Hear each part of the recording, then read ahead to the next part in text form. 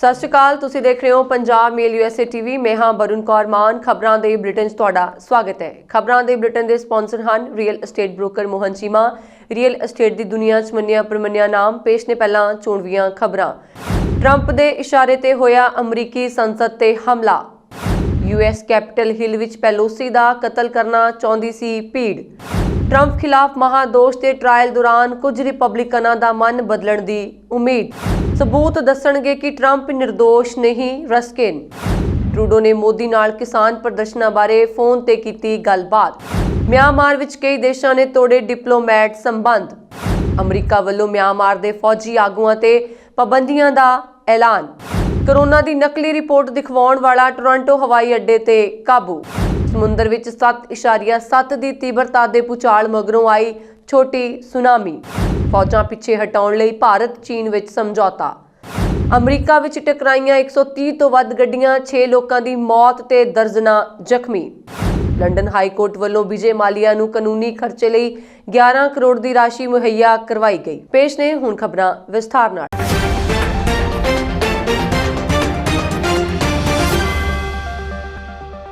अमरीका के साबका राष्ट्रपति डोनाल्ड ट्रंप ते चल रहे महादोष दौरान सदन के डेमोक्रेट मैंबरां ने कई गंभीर दोष लगाए हैं। इन्हां मैंबरां ने कहा कि अमरीकी संसद भवन ते धावा बोलण वाले लोकां ने ट्रंप के हुक्मां कारण इस पूरी घटना नूं अंजाम दिता सी। इन्हां मैंबरां ने कहा कि संसद भवन ते हिंसा विच शामिल लोकां दा कहना सी कि राष्ट्रपति के हुक्मां ते अजिहा कर रहे ने। इस्तागासा पक्ष ने शुरुआती दलीलां विच दस्सिया कि उन्होंने उस दिन किस तरह खौफनाक स्थिति का सामना किया। उन्होंने भी दस्सिया कि 6 जनवरी के हमले तो पहला ट्रंप ने अपने समर्थकों को खुलेआम स्पष्ट निर्देश दिते सन। प्रदर्शनकारियों के सोशल मीडिया ते वीडियो उपलब्ध हैं जिस विच वो कह रहे हैं कि वो ये सब ट्रंप लिए कर रहे हैं। हालांकि ट्रंप के वकीलों की दलील है कि साबका राष्ट्रपति ने समर्थकों की रैली को संबोधन करने लिए लोगों को दंगे लिए नहीं भड़काया। सुनवाई के मद्देनजर संसद भवन कोल सुरक्षा प्रबंध सख्त कर दिए गए हैं। ट्रंप के वकीलों ने सोमवार को 78 पन्नियां की रिपोर्ट में उन्होंने दलीलों का ब्यौरा दिता जिन्होंने वो सुनवाई दौरान देना चाहते हैं। दलील विच कहा गया है कि ट्रंप ने लोगों को शांति बना के रखने की अपील की सी। अमरीका के साबका राष्ट्रपति डोनाल्ड ट्रंप के खिलाफ दूसरी बार महादोष प्रस्ताव लियाउण वाले डेमोक्रेटिक पार्टी के सीनेटरां ने पिछले महीने कैपिटल हिल च होई हिंसा के वीडियो देखे। वीडियोज़ विच देखा जा सकता है कि शरारती अंसर संसद विच मौजूद सीनेटरां के किन्ने नेड़े पहुंच गए सन। इन्हां तस्वीरां विच पुलिस नूं राजनेतावां दी सुरक्षा लई बहुत परेशान दिखाई दे रहे ने। नाल ही वीडियोज़ विच शरारती अंसरां नूं संसद भवन कंपलैक्स विच भन्न तोड़ करदिआं भी वेख्या गया है। अमरीका विच डेमोक्रेटिक पार्टी के नेतावां दा कहना है कि US कैपिटल कंपलैक्स तो पुलिस ने 6 जनवरी नूं प्रतिनिधि सभा की स्पीकर नैंसी पेलोसी नूं इसलिए बाहर कढ़िया क्योंकि उन्होंने उन्हां दी सुरक्षा की चिंता सी। डोनाल्ड ट्रंप के खिलाफ दूसरी बार चलाए जा रहे महादोष की सुनवाई दौरान वकीलों ने एक ऑडियो टेप चलाई जिस विच नैंसी पेलोसी दे मुलाजम मदद लई चीखते सुनाई दे रहे ने। उन्होंने अजिहियां तस्वीरां भी दिखाईयां जिन्हां विच भीड़ पेलोसी के दफ्तर के दरवाजे नूं तोड़न की कोशिश करती दिख रही है। पेलोसी ज्यादातर साबका राष्ट्रपति डोनाल्ड ट्रंप के निशाने ते रहिंदी सी। प्रतिनिधि सभा के महादोष प्रबंधक स्टेसी प्लास्केट ने कहा कि पेलोसी नूं सुरक्षित स्थान ते पहुंचाया गया क्योंकि कुछ दंगाकारी उन्हां दा कतल कर सकते सन। उन्होंने इसलिए अजिहा कीता क्योंकि ट्रंप ने उन्हां नूं इस मिशन ते भेजिया सी। अमरीकी राष्ट्रपति डोनाल्ड ट्रंप का मनना है कि साबका अमरीकी सदर डोनाल्ड ट्रंप खिलाफ महादोष के ट्रायल दौरान US कैपिटल ते ट्रंप हमायतियों वालों कीते हमले की ग्राफिक वीडियोज़ नूं वेखण मगरों शायद कुछ लोग अपना मन बदल लैण। बाइडन ने इत्थे अपने ओवल दफ्तर विच पत्रकारां नाल गलबात करदिआं कहा कि उन्हां लंघे दिन ट्रंप खिलाफ चली महादोष की कार्रवाई लाइव तां नहीं वेखी पर मगरों इस बारे खबरां जरूर वेखियां। बाइडन ने साफ कर दिता कि वो साबका अमरीकी सदर खिलाफ ट्रायल की इस कार्रवाई वाल ध्यान लाउण दी थां कोरोना वायरस महामारी के टाकरे दे कीते अपने चोण वादे नूं पूरा करन वाल लाउणगे। बाइडन ने कहा कि राष्ट्र नूं हुण अगे बढ़ना होवेगा। चेते रहे कि ट्रंप खिलाफ महादोष की संविधानकता ते मोहर लाउण लई होई वोटिंग दौरान 6 रिपब्लिकन मैंबरां ने डेमोक्रेटां दा साथ दिता सी। सैनेट विच रिपब्लिकनां ते डेमोक्रेटां दे 50-50 मैंबर हन ते ट्रंप खिलाफ महादोष की कार्रवाई नूं यकीनी बनाउण लई सैनेट नूं सदन विच 67 वोटां दी लोड़ पएगी। सीनेट के संसद मैंबर जैमी रस्किन ने ट्रंप के कैपिटल कंपलैक्स विच दंगा करने लिए एक विद्रोही भीड़ नूं उकसाउण दा दोष लगाया। उन्होंने कई डेमोक्रेटिक साथियों ने सीनेट विच इसका समर्थन किया। रस्किन ने कहा कि सबूत दसणगे कि साबका राष्ट्रपति निर्दोष नहीं ने। इस दरमियान भारतीय अमरीकी संसद मैंबरां ने भी ट्रंप के खिलाफ महादोष का समर्थन किया है। भारतीय अमरीकी संसद मैंबर राजा कृष्ण मूर्ति ने कहा कि राष्ट्रपति ने पिछले महीने संसद भवन ਅਤੇ ਸਾਡੇ ਲੋਕਤੰਤਰੀ ਸੰਸਥਾਨਾਂ ਤੇ ਹਮਲਾ ਕਰਨ ਵਾਲੀ ਭੀੜ ਨੂੰ ਭੜਕਾਇਆ ਹੈ। ਅੱਜ ਉਹਨਾਂ ਨੂੰ ਸਜ਼ਾ ਦਿੱਤੇ ਜਾਣ ਦੀ ਲੋੜ ਹੈ। ਕੈਨੇਡਾ ਦੇ ਪ੍ਰਧਾਨ ਮੰਤਰੀ ਜਸਟਿਨ ਟਰੂਡੋ ਨੇ ਕਿਹਾ ਕਿ ਉਹਨਾਂ ਦੀ ਭਾਰਤੀ ਹਮਰੁਤਬਾ ਨਰਿੰਦਰ ਮੋਦੀ ਨਾਲ ਫੋਨ ਤੇ ਵਧੀਆ ਗੱਲਬਾਤ ਹੋਈ ਹੈ। ਇਸ ਦੌਰਾਨ ਦੋਵੇਂ ਆਗੂਆਂ ਨੇ ਲੋਕਤੰਤਰੀ ਸਿਧਾਂਤਾਂ ਲਈ ਦੋਵੇਂ ਮੁਲਕਾਂ ਦੀ ਵਚਨਬੱਧਤਾ, ਹਾਲੀਆ ਪ੍ਰਦਰਸ਼ਨਾਂ ਅਤੇ ਵਾਰਤਾ ਰਾਹੀਂ ਮਸਲਿਆਂ ਦੇ ਹੱਲ ਦੇ ਮਹੱਤਵ ਬਾਰੇ ਚਰਚਾ ਕੀਤੀ। ਟਰੂਡੋ ਨੇ ਟਵੀਟ ਕੀਤਾ, ਪ੍ਰਧਾਨ ਮੰਤਰੀ ਨਰਿੰਦਰ ਮੋਦੀ ਨਾਲ ਕਈ ਮੁੱਦਿਆਂ ਤੇ ਮੇਰੀ ਵਧੀਆ ਗੱਲਬਾਤ ਹੋਈ ਅਤੇ ਅਸੀਂ ਅੱਗੇ ਵੀ ਸੰਪਰਕ ਵਿੱਚ ਰਹਿਣ ਤੇ ਸਹਿਮਤੀ ਜਤਾਈ ਹੈ। ਕੈਨੇਡਾ ਦੇ ਪ੍ਰਧਾਨ ਮੰਤਰੀ ਦਫ਼ਤਰ ਨੇ ਇੱਕ ਬਿਆਨ ਵਿੱਚ ਭਾਰਤ ਵਿੱਚ ਚੱਲ ਰਹੇ ਕਿਸਾਨਾਂ ਦੇ ਪ੍ਰਦਰਸ਼ਨ ਦੇ ਸੰਦਰਭ ਵਿੱਚ ਕਿਹਾ, ਦੋਵੇਂ ਆਗੂਆਂ ਨੇ ਲੋਕਤੰਤਰੀ ਸਿਧਾਂਤ ਲਈ ਕੈਨੇਡਾ ਅਤੇ ਭਾਰਤ ਦੀ ਵਚਨਬੱਧਤਾ, ਹਾਲੀਆ ਪ੍ਰਦਰਸ਼ਨਾਂ ਅਤੇ ਵਾਰਤਾ ਰਾਹੀਂ ਮਸਲਿਆਂ ਦੇ ਹੱਲ ਦੀ ਅਹਿਮੀਅਤ ਤੇ ਚਰਚਾ ਕੀਤੀ।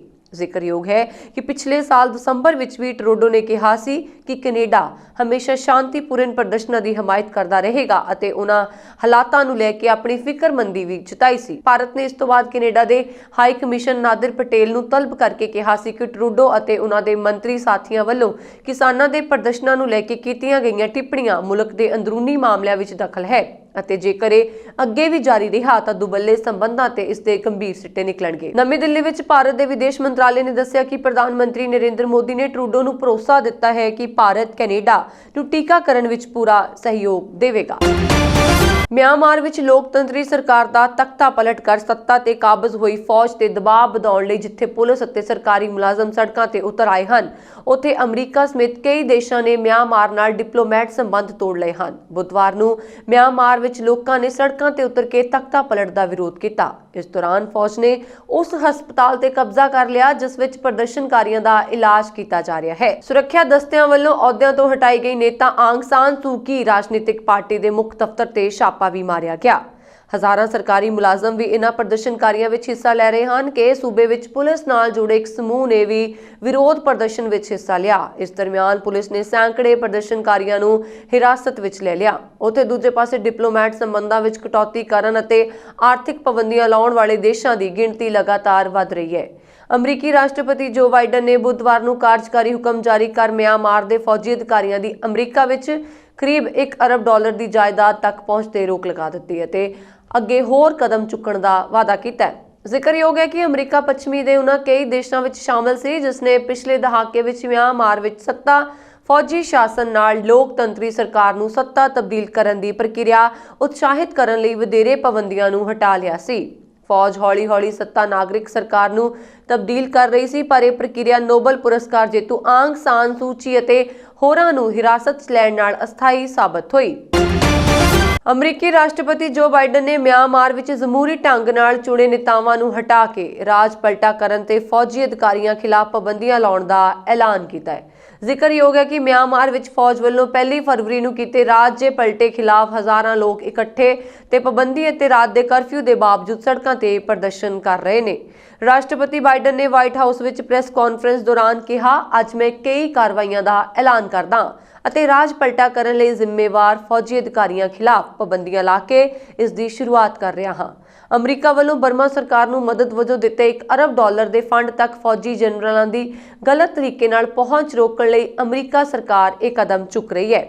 ਮਿਆਂਮਾਰ ਦੀ ਹਾਲਤ ਤੇ ਆਪਣੇ ਪਹਿਲੇ ਜਨਤਕ ਭਾਸ਼ਣ ਵਿੱਚ ਰਾਸ਼ਟਰਪਤੀ ਬਾਈਡਨ ਨੇ ਕਿਹਾ ਕਿ ਮਿਆਂਮਾਰ ਦੀ ਫੌਜ ਨੂੰ 8 ਨਵੰਬਰ ਨੂੰ ਹੋਈਆਂ ਚੋਣਾਂ ਵਿੱਚ ਜਨਤਾ ਵੱਲੋਂ ਜਮਹੂਰੀ ਨੇਤਾਵਾਂ ਦੇ ਹੱਕ ਵਿੱਚ ਦਿੱਤੇ ਫਤਵੇ ਦਾ ਸਨਮਾਨ ਕਰਨਾ ਚਾਹੀਦਾ ਹੈ। ਬਾਈਡਨ ਨੇ ਕਿਹਾ ਕਿ ਉਹਨਾਂ ਨੇ ਇੱਕ ਨਵੇਂ ਹੁਕਮ ਨੂੰ ਮਨਜ਼ੂਰੀ ਦਿੱਤੀ ਹੈ ਜੋ ਰਾਜ ਪਲਟੇ ਦਾ ਹੁਕਮ ਦੇਣ ਵਾਲੇ ਫੌਜੀ ਅਧਿਕਾਰੀਆਂ, ਉਹਨਾਂ ਦੇ ਕਾਰੋਬਾਰ ਹਿੱਤਾਂ ਅਤੇ ਉਹਨਾਂ ਦੇ ਨੇੜਲੇ ਪਰਿਵਾਰਕ ਮੈਂਬਰਾਂ ਤੇ ਤੁਰੰਤ ਪ੍ਰਭਾਵ ਨਾਲ ਪਾਬੰਦੀ ਲਾਉਂਦਾ ਹੈ।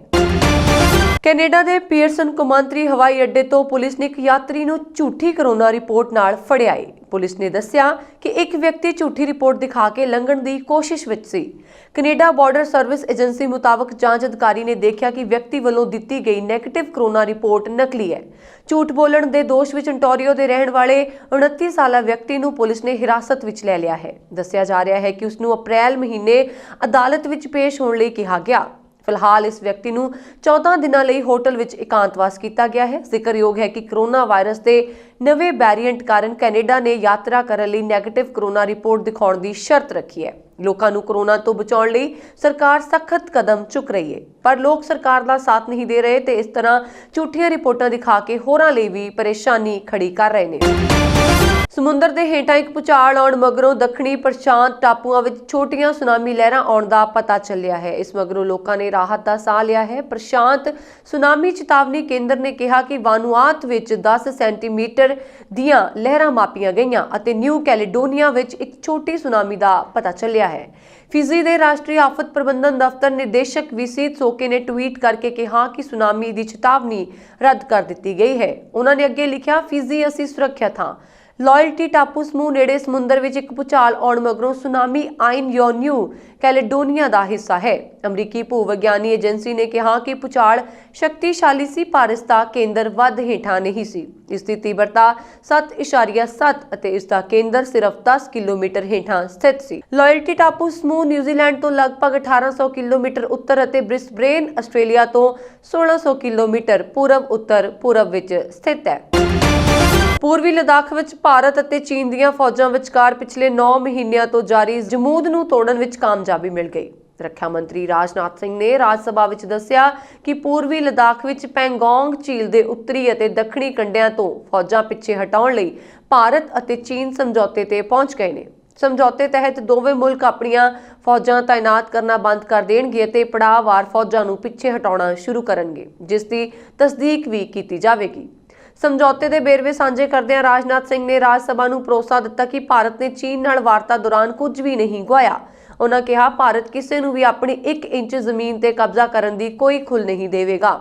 ਰੱਖਿਆ ਮੰਤਰੀ ਨੇ ਕਿਹਾ ਕਿ ਸਮਝੌਤਾ ਲਾਗੂ ਹੋਣ ਨਾਲ ਪਿਛਲੇ ਸਾਲ 5 ਮਈ ਤੋਂ ਪਹਿਲਾਂ ਵਾਲੇ ਹਾਲਾਤ ਬਹਾਲ ਹੋ ਜਾਣਗੇ। ਉਹਨਾਂ ਕਿਹਾ ਕਿ ਦੋਵੇਂ ਮੁਲਕ ਇਸ ਗੱਲ ਲਈ ਰਾਜੀ ਹਨ ਕਿ ਦੁਵੱਲੇ ਸਮਝੌਤਿਆਂ ਤੇ ਪ੍ਰੋਟੋਕੋਲਾਂ ਦਾ ਪੂਰੀ ਤਰ੍ਹਾਂ ਨਾਲ ਪਾਲਣ ਕਰਦਿਆਂ ਛੇਤੀ ਤੋਂ ਛੇਤੀ ਫੌਜਾਂ ਪਿੱਛੇ ਹਟਾਈਆਂ ਜਾਣ।